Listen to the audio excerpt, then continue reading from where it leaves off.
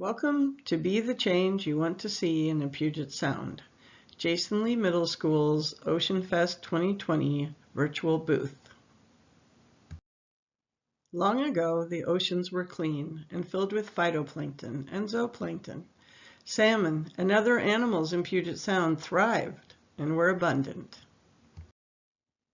Then, in the 1950s, after plastics had been invented and grew in popularity, plastics were thrown away, and some ended up in the Puget Sound. You see, plastics were mainly designed to be used and thrown away because they were inexpensive to produce. Plastics don't biodegrade or break down into their original elements. They photodegrade or break down into smaller and smaller pieces, but never disappear. As the decades passed, more and more plastics ended up in Puget Sound. Over time, the plastics become so small they're hard to see, but they have never gone away. The samples you see were collected from 1 square meter of beach at the high water line in Theas Park. Over time, they will become brittle and break into smaller pieces like you see on the right, but they never go away.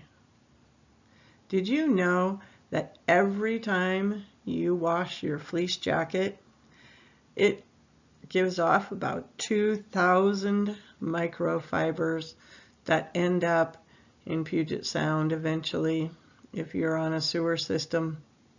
They never go away. Because plastics do not biodegrade, all the plastics that find their way into Puget Sound stay there. Our waters now contain over 70 years' worth of plastic debris. As the amount of plastics have increased in Puget Sound, animals are accidentally eating more and more plastics. Because they don't biodegrade, the plastics build up in their stomachs. This is a shearwater whose stomach was filled with accidentally ingested plastics. When plastic builds up in their stomach, an animal feels full and doesn't eat, like the albatross chick in this photo. Many die. In addition to plastics, we have dumped toxins or poisonous materials into our waters. Toxins stick to plastics floating in the water. We call that adsorb, then get absorbed into animals' bodies like a sponge. The longer these nurdles are in the water, the more toxins they absorb. In the picture on the right, you see nurdles or pre-production plastics. The brown nurdles have adsorbed toxins over time. Scientists have found nurdles with up to 25 million times the concentration of toxins as the water they were collected from. Now, compare the nurdles on the right to the herring eggs on the left, and you can see why so many animals mistake them for food. The plastics and toxins build up in the animal's body and are passed up the food chain when eaten, eventually cycling back to humans when we eat seafood. The Tell 10 Challenge. Now that you know about the impacts of plastics in our waterways, share what you've learned by taking our Tell 10 Challenge.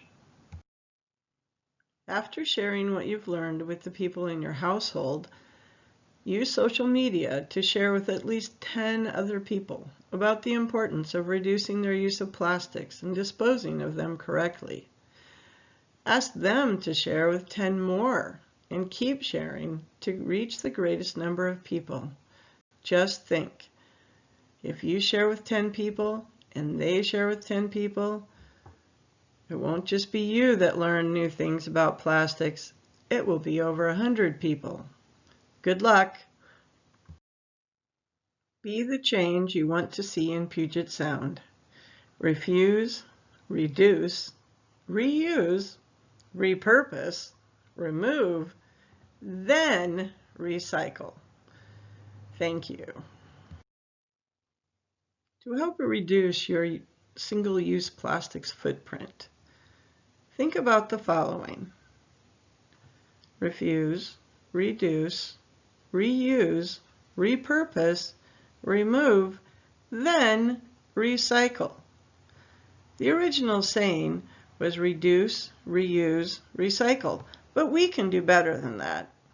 Start by refusing single-use plastics when possible. Carry your own straw and shopping bag to start. Reduce. Eliminate single-use plastics from your purchases. Reuse.